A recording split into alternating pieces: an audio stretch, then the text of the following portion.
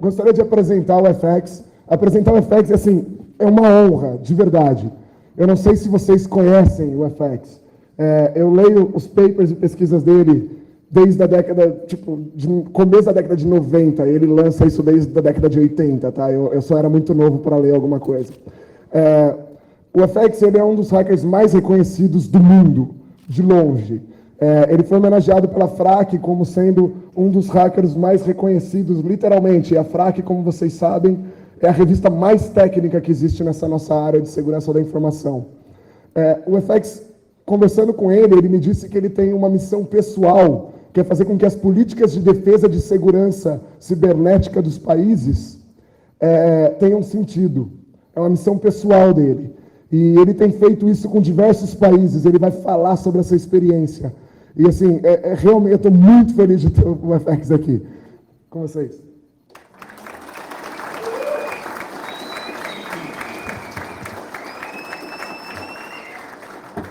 Thank you, man. Cheers. So for all I know, he just explained very lengthy how small my dick is. So, now, the fun backstory, Rodrigo actually invited me to give this keynote here while the two of us were sitting on a panel on a different conference, which I found very stylish. And when I later learned what brilliant and impressive lineup he collected here, I first shit my pants, and then I realized, wait a minute, this is why he gave the keynote to me, because he wanted all the other people to actually talk about their research. And so, like, I was the least lost. So I had to do the keynote. Okay, so what is this about? A little background, while being primarily a hacker, I stumbled into a hobby, which is international cyber policy. And so today I would like to talk about the political aspect of all the security research that we are all doing here, because this is very often overlooked, and I think it's very important to talk about. So, welcome to cyber politics. This is what's happening around the world. So, like, when you talk to hackers about politics, and especially cyber politics, what you get is like, well, yeah, fuck politics, I'm elite. Well, that's good, but, you know, the hackers don't care about politics is what I often hear, but then, you know, talk to 5 people about full disclosure, or no disclosure, or no more free bucks. Like, how is that not a political discussion? It actually is the very nature of a political discussion, right? Then some people say, well, I'm already voting Pirate Party or Green Party or whatever the alternative thing is in your country, which is a very valid statement if you also just update your system every 5 years. Which, you know, as an attacker, I would like you to, but on a defense side, that's not really a smart idea. Then, I mean, a common thing probably also for you here in this country is politicians are actually all corrupt, and so they all suck. Big, hairy monkey balls, they suck. But, you know, just because they suck, it doesn't mean you have to like them. It's still your life, and it's still, you know, our internet they're playing with. And so if anyone is bored already and thinks, can we talk about exploits? Actually, in fact, we do. Because this is what this is about. The last point being, yeah, you know, politics is only for old fat farts. Guess why I'm on stage? So, if that's the way you look at politics, then congratulations, you already lost. Because we really need to take care of this politics thing ourselves. Because in fact, you know, this reality is where the pizza guy comes from, right? Like every time you hack, and then when it rings and you open the door, where he comes from, that's reality. Everything else is in your computer. So let's talk about like, what do I even mean with cyber politics, right? Politics comes from the Greek word politikos, and that means of, for, or relating to citizens. Surprise, that's all of us. We're citizens. Well, never mind the 12 million that right now don't have a citizenship in this world. Minor details, measuring failure.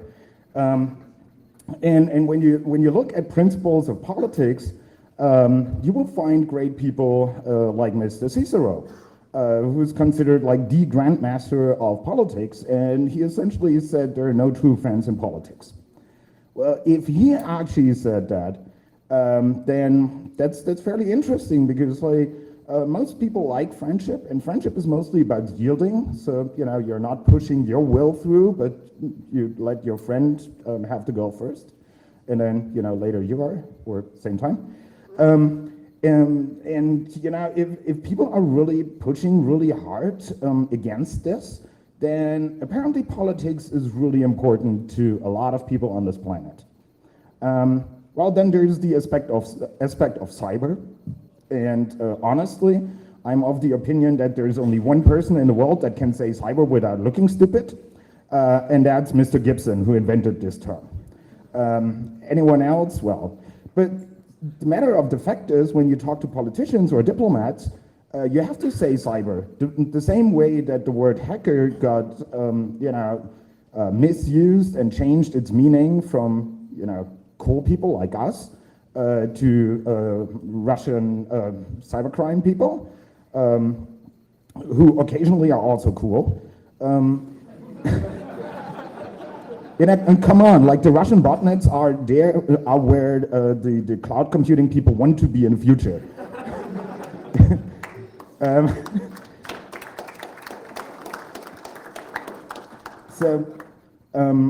Yeah, but when you talk to politicians, you actually have to use the term cyber a lot.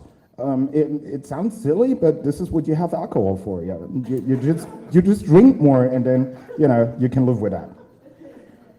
So the problem with politics is mostly that so far, like this is not a new problem, but so far nobody has really understood what it is, what makes the quality of a good politician, or what makes the quality of good politics, right?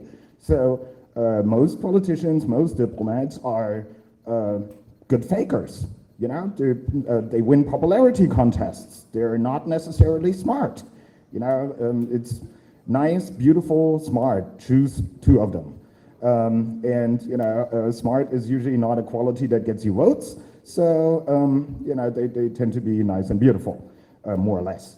So even Plato already asked the question what the nature of the expertise required in politics is. Basically, it's not skill.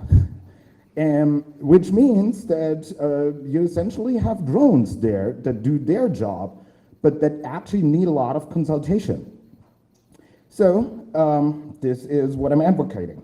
What I'm also advocating is avoid the noise, and the noise bridge drama, actually. So avoid playing with people that are only there to be self-important, right? Because this is not activism. This is what we call civilization. Politics is actually about how everyone deals with everyone else. And so you run into interesting situations. This is something my mother told me. It's like, you never know what the fuck it is good for that you did. So here's a thought experiment. Imagine you helped to create something secure and actually usable, let's say CryptoCat. So you didn't receive any financial benefits from it so far, and then you figure out that the only people that actually use it are politicians, and the wrong ones on top of that. Actually, I had a case, for me it was actually only one, because when Obama first got voted into office, I got an email from an American friend that I knew worked with the government, and he was like, well, you hacked BlackBerry, right? So imagine you would need to build a really secure BlackBerry enterprise server system for a single device. And I sent him a really long email how to do that, theoretically, and 2 weeks later the news says Obama can keep his BlackBerry. Oops. So apparently he runs my system architecture. So the question is, have you made a mistake? Like, have you helped the wrong people? Or have you actually created a political option? A political option because, politicians are not smart, but they're essentially chess players. And if you secure a system or you show a weakness in a system, you add to the possible options of their moves, of their choices. It's almost like you put another piece on their chessboard. So in that respect, the work of Spender and the PAX team is pretty much like the Johannes Keplers of our computer security days, because they created the options. Yeah, you can disagree, but I have the microphone.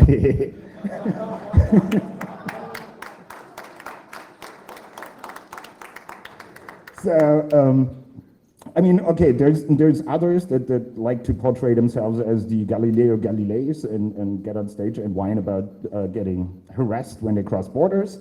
But, they really don't add much work to this.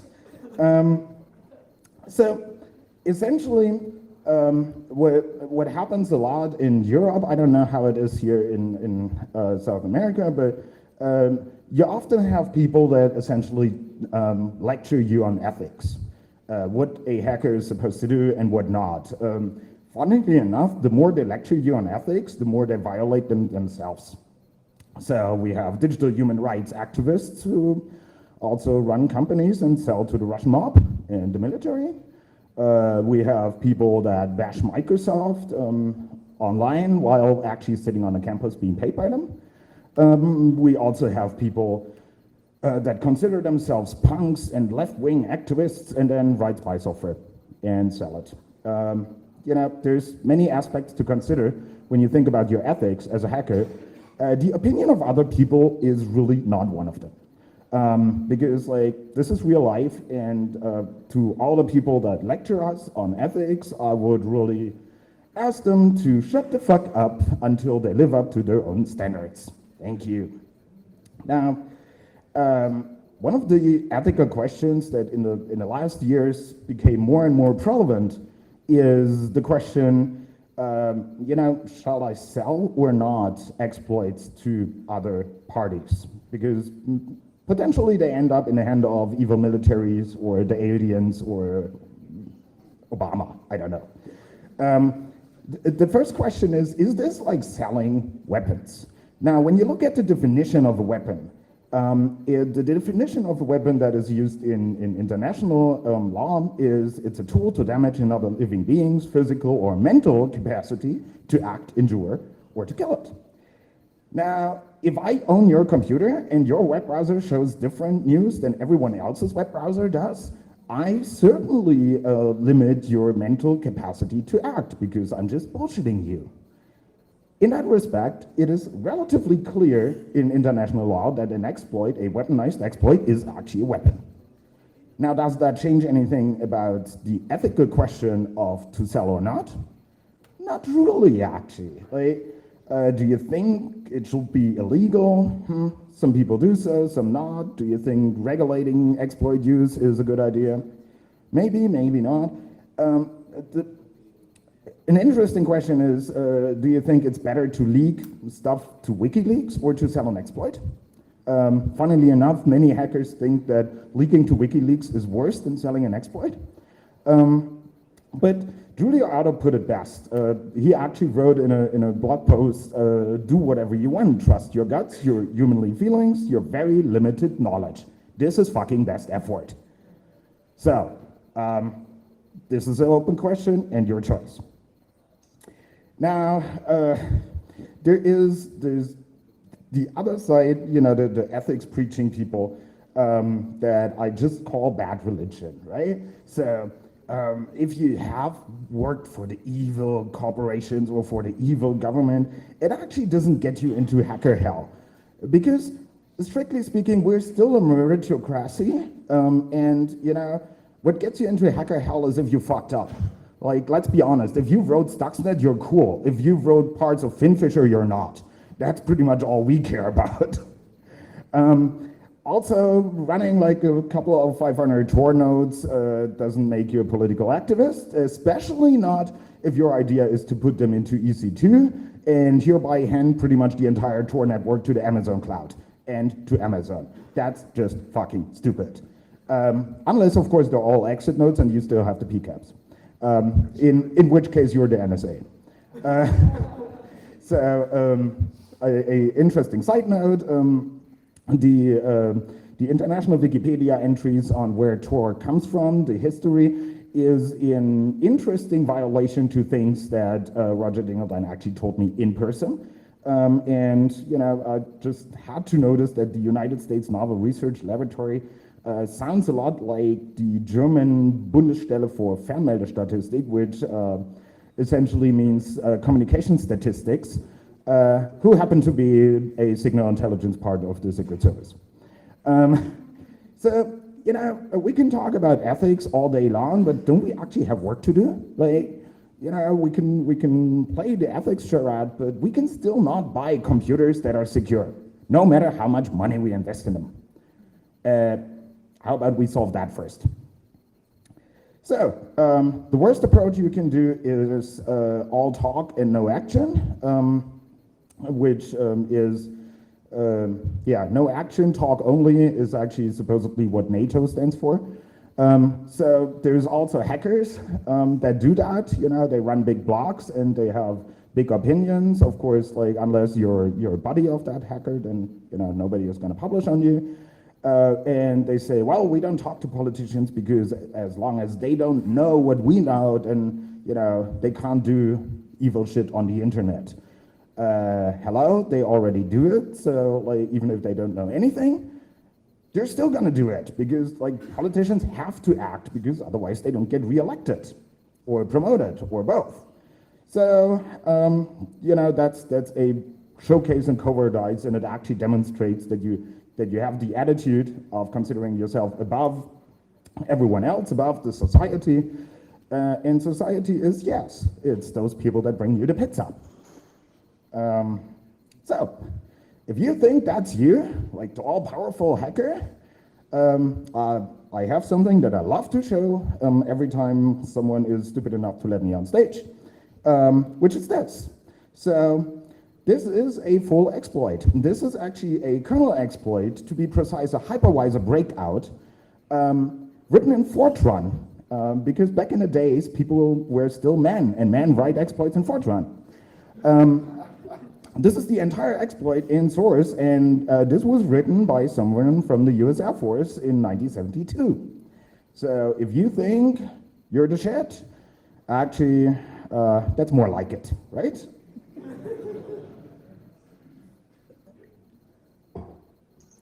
So, how about looking at that with a little bit more abstraction? So, thanks to Meredith Patterson, here's this notion of you can either describe or prescribe, and you can choose an arbitrary granularity.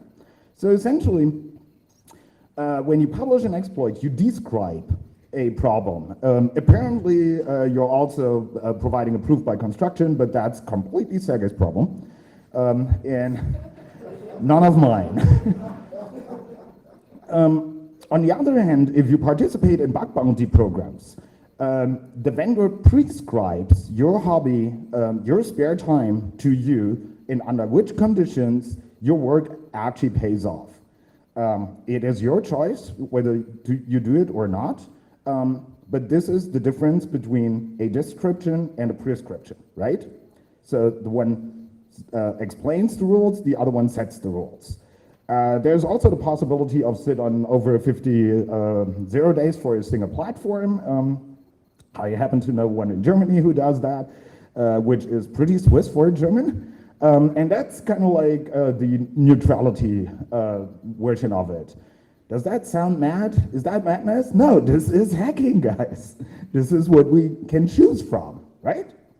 So, also, if you do defense, you don't have ethical problems. So that's a really good motivation to actually go into defense. Because you don't have the fucking discussions. While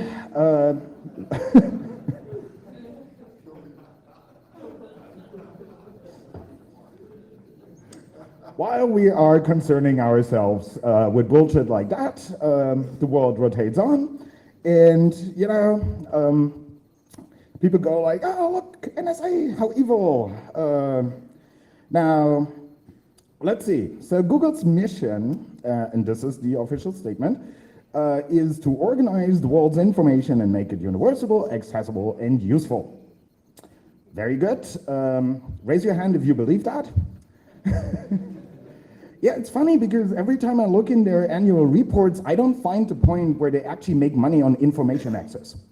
They do make a lot of money, but like I don't find that point. What's interesting is when you look at the NSA leaks that we're facing recently, and I'm coming to that in a bit more detail, is you will see that essentially General Alexander, who's the head of the NSA, is quoted with saying that the strategy is Google's. I need to get all the data. Interestingly enough, they even measure themselves. The NSA measures itself against Google. They're now really proud to say, well, we actually have 50% larger information processing power than Google has. Do you notice something? They run the same thing. The algorithms, primarily MapReduce, were developed by Google, they're patented by Google, and the NSA is the only one not paying patent fees. There's two infrastructures, one run by the NSA, one run by this Do No Evil Corporation. The thing is, everyone thinks the NSA is evil and Google is good. You know what? The NSA, the results of all their analytics, at the end of the day, go to one guy. It's a black guy in a White House. So I actually know the recipient, right? With Google, every idiot can walk up to them, give them money, and get the same data. Now,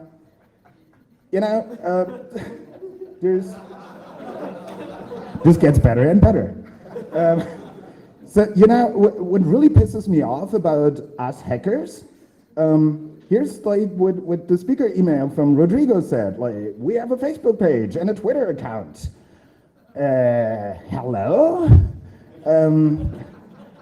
Okay, so I counted in my inbox, I counted over the last 3 years the amount of hackers that communicate with me that use a Gmail, or as I call them, gay mail address, raised to 11%. Are you fucking kidding me? I mean, if the service is free, you are the product, right? Also known as the victim. At Google, 95% of all their income is not information access. It's selling your profile and your ass for whooping 43 billion a year. Now maybe, just maybe, you should set up a mail server. Your own mail server. How about that? If you're too lazy to read code, if you're too lazy to set up a mail server, at least read their annual reports and see how much money they make of you, okay? So, in case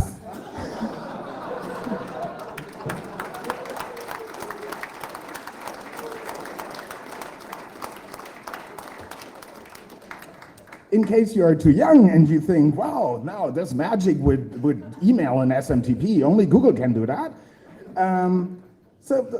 Here's how old farts like I do it. Like when I send an email to Rodrigo, this is SMTP. That's all you need to do, right? I'm happy to explain it in more detail or point you to a magic document called an RFC that actually gives you even more information on this. Also, PGP motherfuckers. This is from one of my key rings, and I just counted in which year the keys in the key ring were created that are still valid. Do you notice something? That's the Facebook time, right? Like when everyone switched to Facebook and Twitter, they forgot about PGP. So do yourself a favor, create yourself a PGP key, publish the key, and fucking use it. Thank you. Man.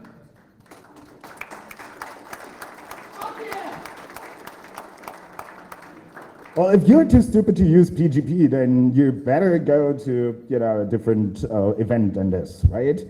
And so people say, well, oh my God, the NSA reads all my data on Google and Facebook. Do you know who else? Everyone else. You know, like at the NSA, people actually get fired when they do what's called love int. So they're watching, you know, the ex-girlfriend and whatsoever. The quote from the chief security officer at Google is, "Nobody does that at our company." Sure, nobody has ex-girlfriend at Google. Nope, cannot imagine that. Also, people go like, well, at least my iPony is really secure because I paid Apple a lot, so I can only download the shit that they allow, and I cannot have porn on it because that's evil. The thing that you need to understand here is there's a concept that's called second colonialization. So essentially, a company doesn't have to be evil. Any company that amasses enough control over devices, like your fucking overpriced computer / mobile phone, over control points on the internet, over router infrastructure, and thereby ultimately over people, will actually have some government entity at some point in time walk in, say, give me that, it's good for me, it's interesting. Guess what Prism is? Prism is nothing else than using an existing API and exploiting the fact that everyone is happily bringing all the information to Google. And so the NSA just goes, nice, they do our work. Like, I'm just fucking glad that the NSA didn't set up a webmail and a Dropbox servers, because then people would actually upload all the shit directly to the NSA.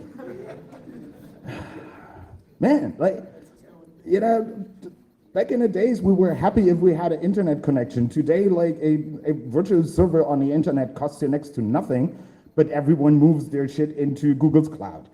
How stupid is that?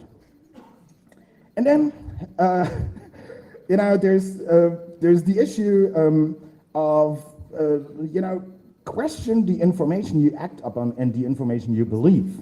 You know, just because Greenwald said that Snowden said that something must be true and says, trust me, it doesn't really mean you have seen the real documents, right? So it probably is true, but what the fuck? Like, can we stop believing shit that like the third hand retweeted to us?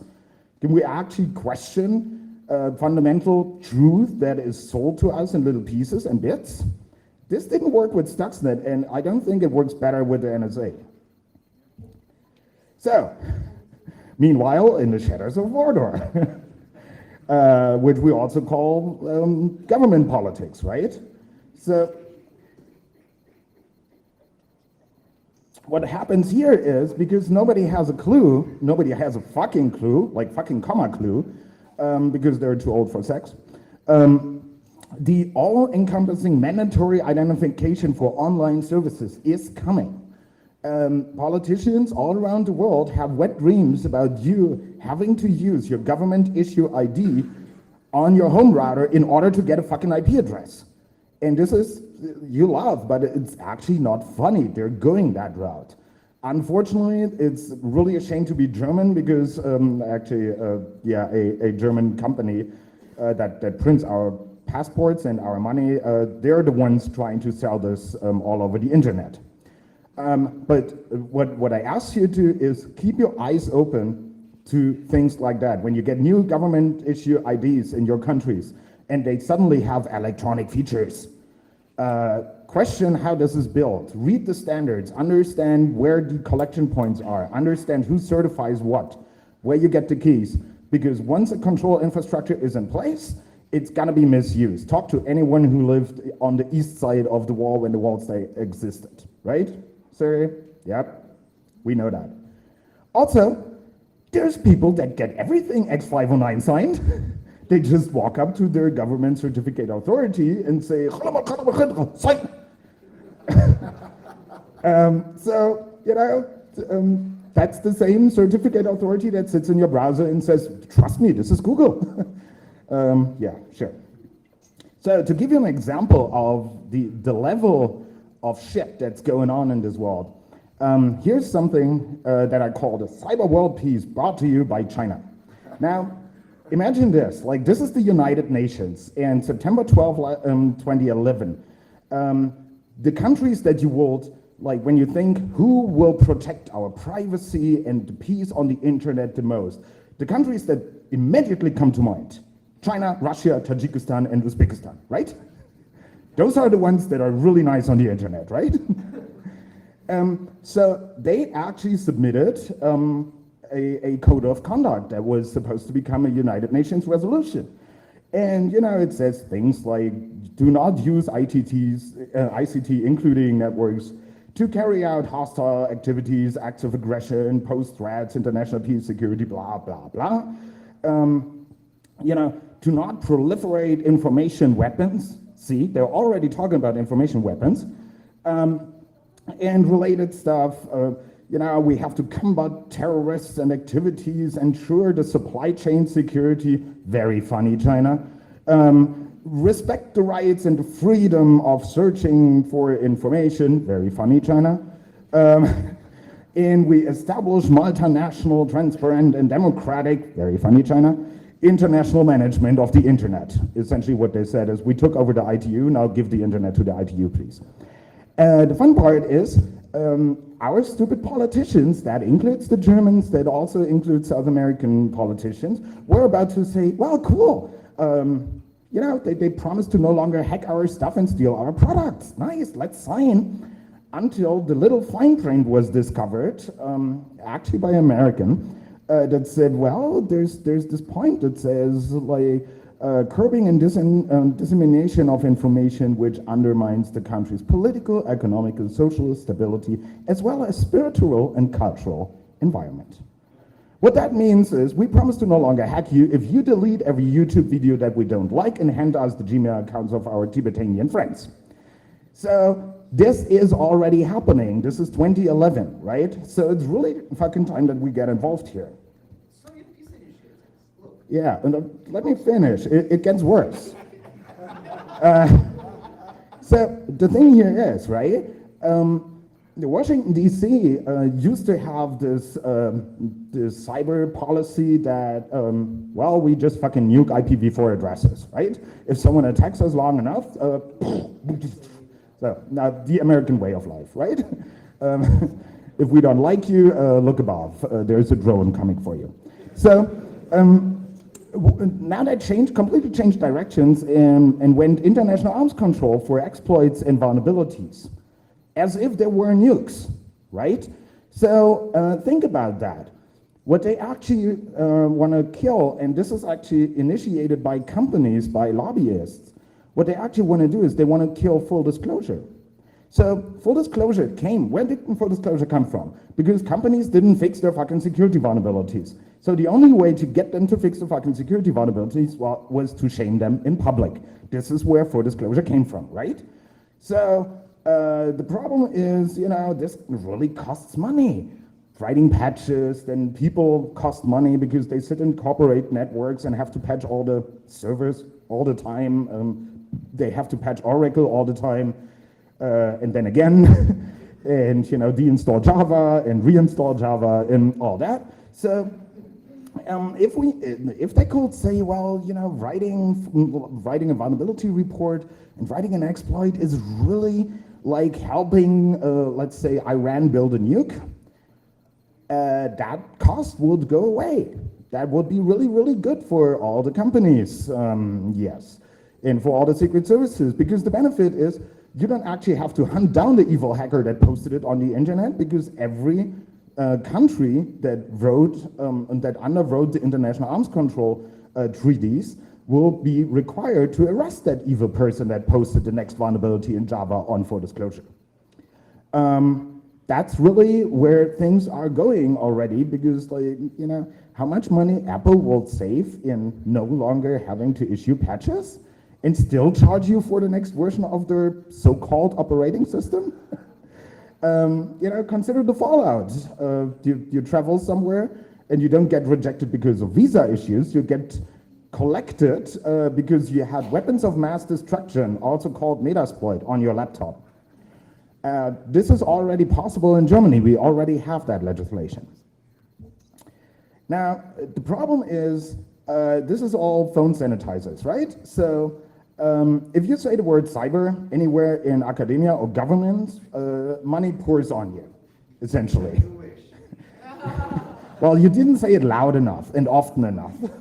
and you added technical information. That's the mistake, right? So to give you an example, like where politicians and diplomats get their information from. So defense against anything evil coming from the internet is the advisors come from Symantec. So essentially it says buy more yellow boxes and we're all secure, right? The advice on incident handling actually comes from HB Gary government. Because like who else can tell you better how to handle an incident than the people that watched 8 hours how a 16-year-old girl downloaded all their emails and put them on the internet. The advice for network security comes from academia. Shut me up when I'm drunk, I tell you stories that make you want to blow up universities. But the crowning touch is there's like the senior government people that decide everything. So a very senior person from a European island that actually belongs to the United States, more or less, explained, look, you know, the only thing we need to do is we need to talk to the 4 companies that run the internet. And I'm like, excuse me, can you explain that? And he looks at me and goes like, man, are you stupid? It's clear. Microsoft makes the operating system, Google makes search, Facebook makes social, and Symantec makes secure. That's the people that do international policy for you, okay? The people that hack into other foreign networks never participate in those fora. So the actual offensive capabilities are unknown. Now the real problem actually is we never get what we pay for because like the computer industry and the drug cartels are the only 2 big industries in the world that have no product liability. No matter how much you paid, if it's shit, you don't get your money back. It's also the 2 industries that call their customers users. You know, keep that in mind.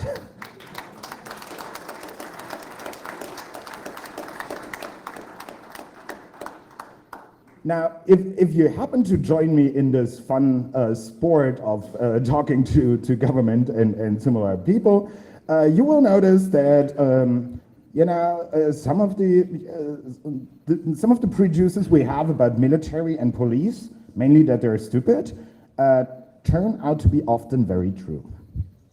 So things you hear from law enforcement agencies, yeah? But we need this to catch criminals, of course, because surveillance has always helped catching criminals. There's like no useful statistics anywhere in the world where surveillance actually prevented crime or helped finding more of the people. Privacy is less important than security. Bullshit, in fact, they're the same. Nobody will have access to the data. Of course, because like the companies are gonna make so much money on maintaining your connection databases that you know, they make no money on that. They set up the database and forget about it.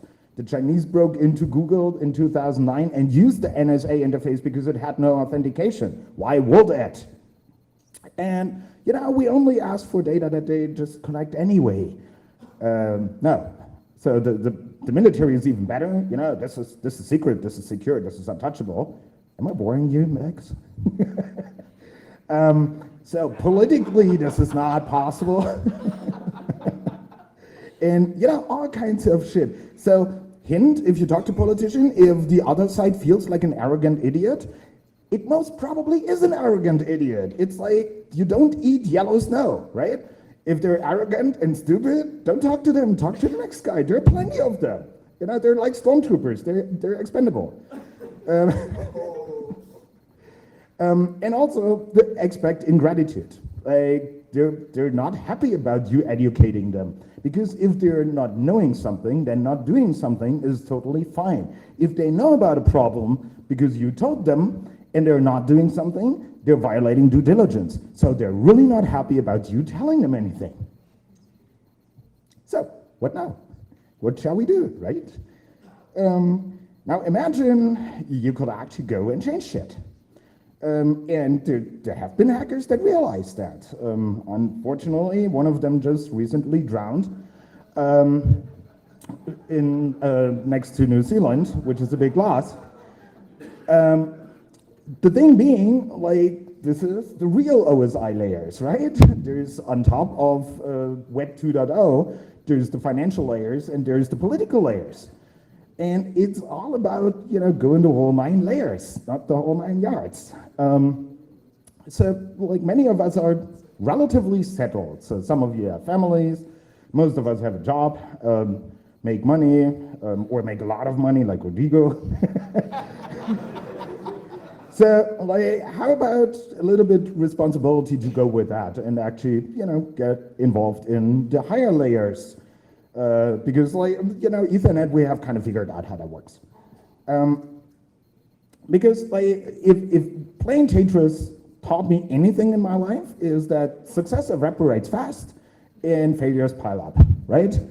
And if we fail to do shit in politics, then at some point our window is going to be full and we're back in Soviet Russia. So what can you do practically, right? Full disclosure, again, because every time you find a vulnerability and you publish this vulnerability, completely full disclosure, someone stands there, some secret service, some military stands there with a weapon, and the weapon goes boom, and it's gone. Because suddenly this vulnerability gets patched. So every time you publish a vulnerability, you might hand it out to less talented people, but you're taking it away from more talented people. There's this research in the defense sector that makes a lot of sense, like Turing tests. Turing tests are great. CAPTCHAs suck monkey balls. Actually, if it goes by CAPTCHAs, I fail more Turing tests than I pass, which means either I'm a really bad computer program or they're really badly implemented, right? But at some point, we have to find a way to prove that we didn't do something. And proof of absence is really, really hard. So we actually need technology that can tell whether someone else made our mobile phone, exploit the next mobile phone, or whether we actually pressed a button to do that. This is going to be important, because otherwise you get arrested for something someone else did on your device, on your behalf.